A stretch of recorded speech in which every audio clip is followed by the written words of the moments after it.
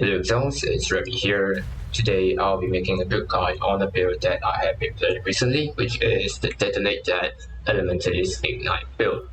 So before I start the video, I just want to quickly apologize that my mic quality has went to shambles because I'm currently overseas, and I hope you guys don't mind about the poor mic quality.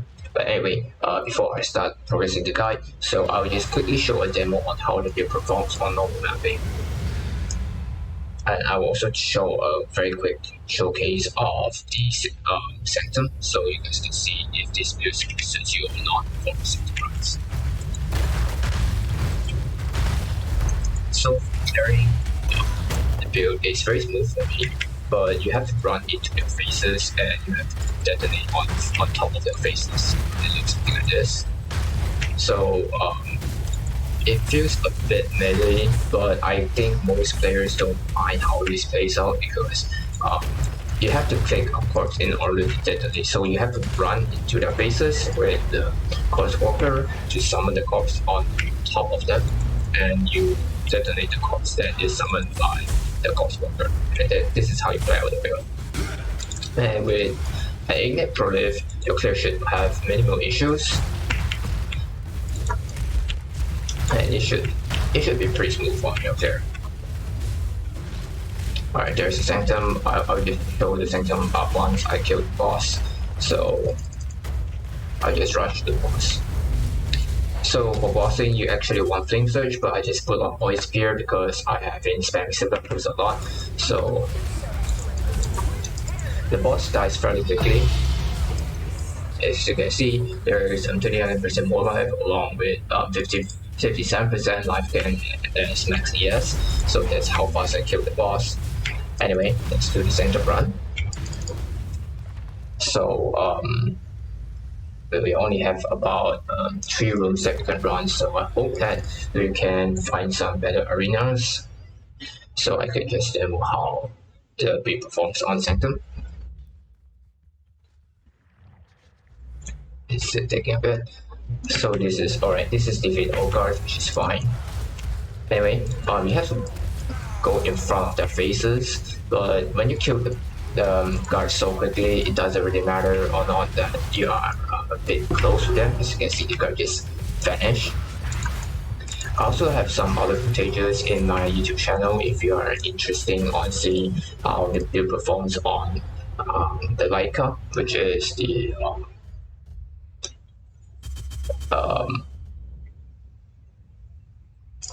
I will take this one, which is the final boss of the Sanctum. I forgot to grab it. I'll be going for the breeze off my head.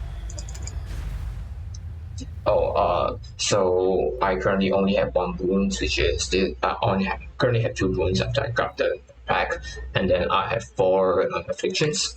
So I don't have any damaging wounds that is affecting my damage. So this is the damage that you are seeing without any buffs. Oh, I got hit right here. Not too sure where. Anyway, this build is not suitable for a no-hit run because I have run into their faces, and if you have minimal experiences, you might not be able to dodge most of the attacks from the monsters. Alright, find the exit. So the build also have a relatively fast movement speed, which, as you can see, I could clear the run. I could clear the room pretty quickly without needing to use Silver Flask right here.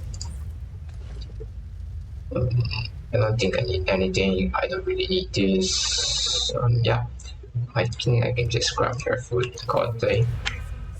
So yeah, that is how the build looks on Sanctum. So now I'll be showing how the build, how to make the build. So I do have a PoB that you guys can find in below the description.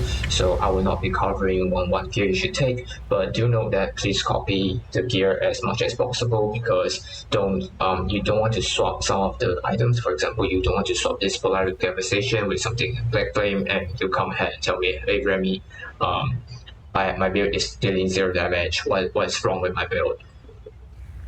because you have swapped that one thing that makes the build work. So I don't recommend doing a lot of changes unless you absolutely know what you're doing. So anyway, let's start off with the power building. I will quickly show. So this is the power building, and I'm currently putting on a level 96 tree, which looks something like this. And I'll start with the items. So for the items, you want to look for a double dot multi. So I look for a fracture T1 on that dot multi base fracture, and then I craft on fire dot multi. And to craft this scepter, I just spam a lot of the harvest reforge on fire, which took quite a bit of attempts to get a tier 3 on higher without a suffix. So in my case, I got something like this. So I have an empty suffix, but I'm just too lazy to multi-mod this. So what I can do here is I can craft on have 3 multi-bolts. I can have 3 crafting bonfires, and I craft on suffix cannot be changed, scour it, and then I craft on the ignite and craft on the fire. This one, the fire as extra chaos damage. So you can do about that.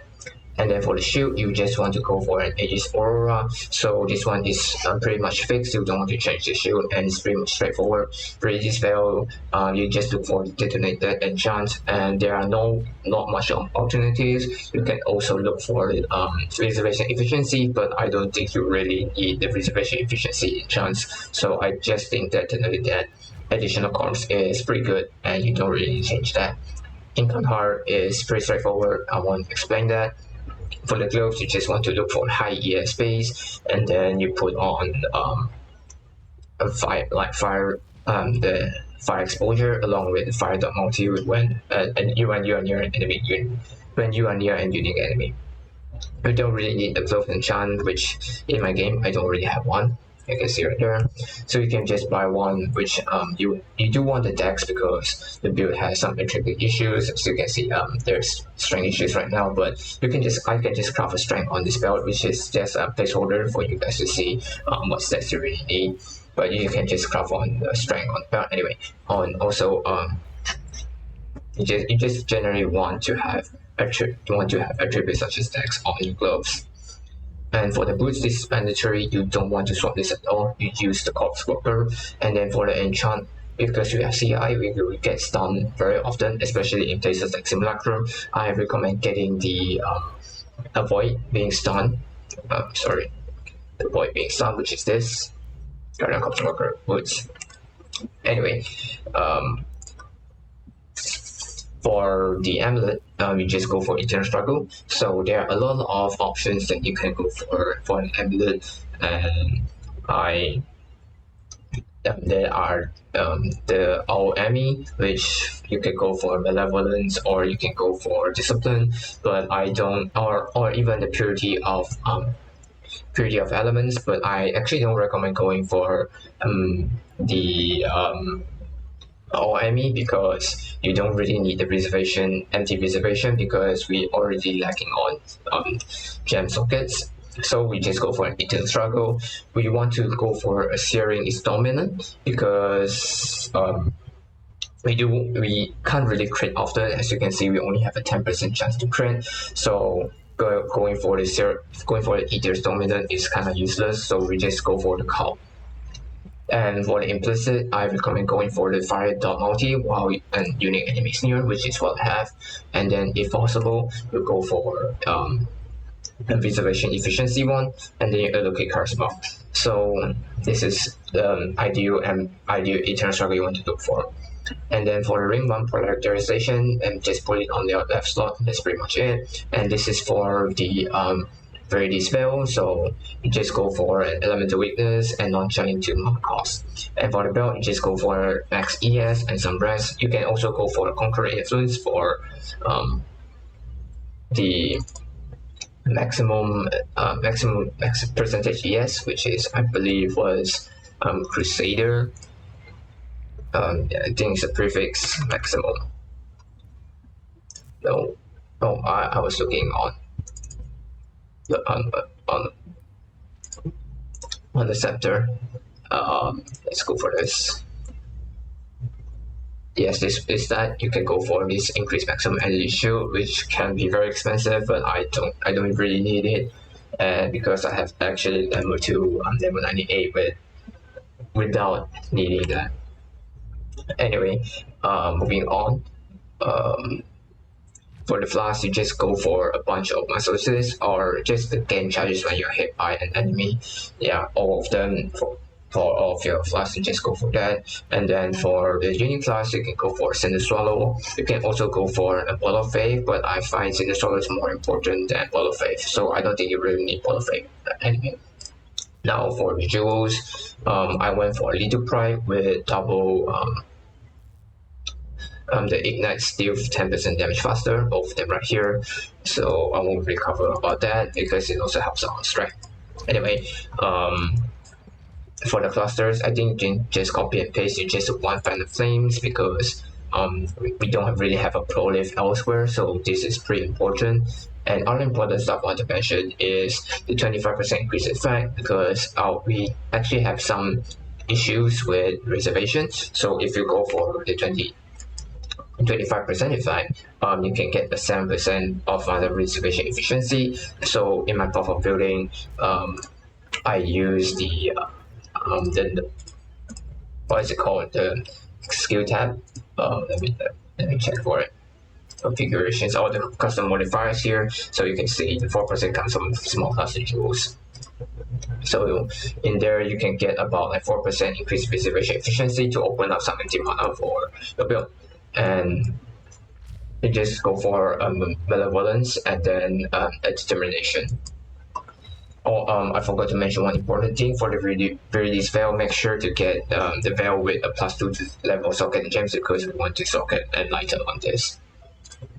And then next up is the Forbidden Jewels. So for the Forbidden Jewels, we go for Essence Skeleton. You can actually go for the Mistress of Sacrifice, and then you go for something like Ashes of the Star for your amulet, and then you go for the Bone Offering that gives you additional block. I kind of forgot what was it. What quality was it? You go for Bone Offering and Divergent, and then you go for Enhance. Support, make sure it's Enhanced 4 because Enhanced 4 is not very expensive, and I think it's very much worth it if you can slot it into the build. So yeah, you just go for. You can also go for Mistress of Sacrifice, but you sacrifice a lot of regeneration. So I just went for Essence Skeleton because there are a lot more investment needed. And then the next important thing I want to mention is this spell block right here. You do want to go one node down, so you can go close to cap block right here.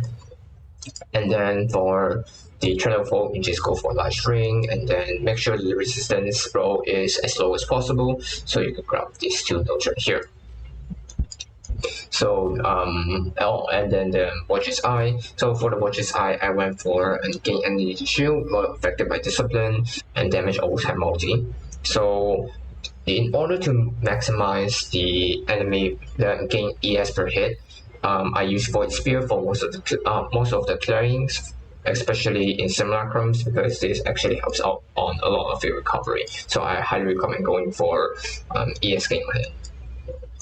Alternatively, I also went for a Leaf Shade. So I went for the Leaf Shade is because this particular build is very weak against damage over time. So especially when I'm fighting against Ube Elder or Shaper or fights that just have a lot of pots. So I just took this and I never really respected. So if you have a lot of points or you don't really do a content that has a lot of dangerous dots, such as the fights that I've mentioned, you can just take all these two nodes and grab this dot multi right here. Additionally, another part that I want to mention is this part right here. So I actually took these two nodes right here because I don't have a reservation efficiency eternal struggle, but if you do have one, you can actually take out these two nodes and you still have a decent amount of mana that you can spend. So currently I only have 73% mana that I can spend in game. So that's about it for the passive tree. Now move on to the gems. So I won't be covering why I'm using most of the gems, but I do want to mention that you don't want to use cruelty along with deadly elements. So you just pick either one. Either you use cruelty or you use awaken deadly elements. So in this case, I use deadly elements, and you don't want to mix both of them up. And then I went for inspiration because inspiration gives you a lot of crit. Make sure you go for Elementalist, although I did not went for Elementalist in game because I'm just lazy to buy a decent one. But anyway, you do want to go for Elementalist because of the crit, and then you don't want to swap this with cruelty. And next thing I want to mention is the combustion. For the combustion, you can actually swap out the frost shield if you do have enough crit for that. You can swap a frost shield and support combustion, and then you put it on your flame surge so you can apply the minus resistance on the enemy, and then you just swap this one out with swift eviction for even more damage. And then this is the mobility. You just copy it. This one doesn't have any special. For this one, we went for vortex for the shield, so I won't be explain this a lot. So these are the auras, and these are the aura tools. So this gives us a lot of defenses. I also didn't went for the spell block, which does help us to cap, but I don't really need it. So there's that. And then for this part. So for bosses, I recommend you drop Void Spear or Flame Surge. You do want to have Frost Shield because our lack of crit. So if you're up within the Frost Shield, you can get additional crit. But if you're outside of the Frost Shield, you don't really get crit. So you can see right here on the Frost Shield, you can see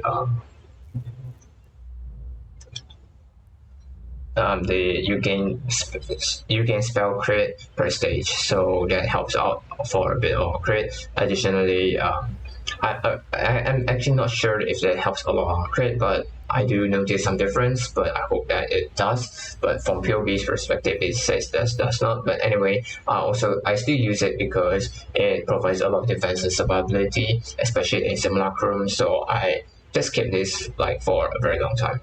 So when you're doing simulacrums, I actually recommend going for Void Spear and Phantasmal Void Spear because it hits a lot more often. So this allows us to utilize the Watcher's Eye. And then this is the cast when damage taken, nothing too special. And that's about the gems that I'm currently using. And I think that's almost about the build. And do check out the section right here. So I've mentioned about this information right here. To make sure you check out the notes section. The map mods, I recommend don't do no regen and don't do release block and don't do less aura effect because they are quite dangerous. Although you can do them, but it makes you dying to monsters significantly easier. So yeah, that's about it. About Necromancer, I saw a lot of players going for Necromancer for Detonate and Ignite. I think that Necromancer is a very garbage setup because from what I saw in PoE Ninja, most of them don't even go for Mistress of Sacrifice. I think I could just show it to you guys directly that they suck a lot. So I just quickly take that. And then I filter out to Necromancer. Make sure there are no cyclones, so I have to remove cyclone if there's any. I don't think there's any. I think most of them are Ignite. Yeah. Anyway, as you can see from their ascendancy, they don't really take Mistress of Sacrifice. So which means that they almost all of them, not all of them, but a lot of them did not take the almost all of them take the glancing blows. So there are about 71%. I just saw it. Yeah, 71% of them take glancing blows. I don't really see a point why you want to grab glancing blows when you are necro and you don't cap the block with a true block instead of a fake block. And anyway, The only really special thing about the Necro is Plague Bringer, which makes you do 10% more damage and nearby enemy deals 10% reduced damage, and that is only the special thing. But Elementalist gives you like 30% more elemental damage. Like how you could compare to a Plague Bringer when you have like something like Muscle Man Discord for more damage, Shaper of Flames for even more damage, and Shaper of Storms for even more damage. So yeah, I think that Necromancer Ascendancy is kinda useless in my opinion, and I do recommend going for Necromancer instead. And I do recommend going for Elementalist or Necromancer. Sorry. Anyway, for the configurations, I just set the enemy corpse type to 280k. So I believe that you can go for higher, but I just set this because the corpse to detonate usually varies. So yeah, I don't really recommend just tweaking this a lot unless you really know what you are doing. Anyway, the most important part I want to talk about is Spectres of the corpse that you want to summon. So I personally choose Lithomancer. Lithomancer has one of the highest HP mobs in the game. So the main reason I don't use Desecrate for summoning corpses is because the corpses summoned by the corpse worker does not have HP cap. So which means that your enemy corpse life can be significantly higher. For example, maybe like 58k. I have no idea. I just do a quick demo. There is a chance that a monster has that much HP. Like for example, if you kill a boss in the field and for example you kill Chayula and a corpse is still there, you can just detonate that Chayula corpse and all of them will just die within a few seconds. So in order to get Lithomancer, you have to go to the Delve and you just have to find the Delve city, which is the Primeval Chambers. As long as you just find the Primeval Runes, which is the city layout, you can summon a Lithomancer with your Desecrate and then you just factor it. So I'll just quickly show a demo. I just buy the 2 gems. Desecrate and Red Spectre.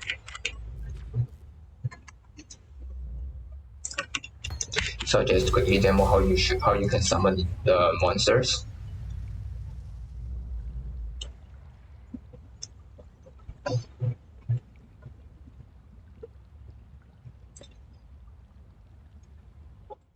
The loading is a bit slow. I hope you guys don't mind about that.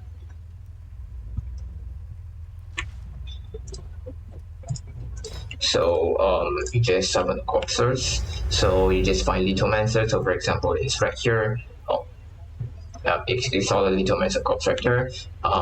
You just put in Ray Spectre. Oh, this is supported by Cosmic Damage Taken. I don't want to do that.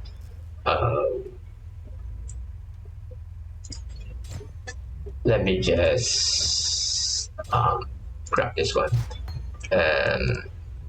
So yeah, when you find Lithomancer, you just raise Spectre it once, and that's about it. And then once you're done with that, you can just destroy the gem immediately, and then you would have Lithomancer on your own.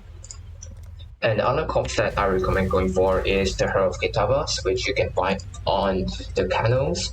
And then there's another one which is the Frost Auto Scouts, which you can find on the tunnels. So I'll just quickly show you guys how to get to there. I have to go to town. I forgot. I haven't done heist in a very long time. So if you want to get the Frost Auto Scouts, you can just go to the heist. You just need 1 coin, and this is pretty cheap. You can just get a random cash, and then you will just have the coins to go to Rogue Harbor.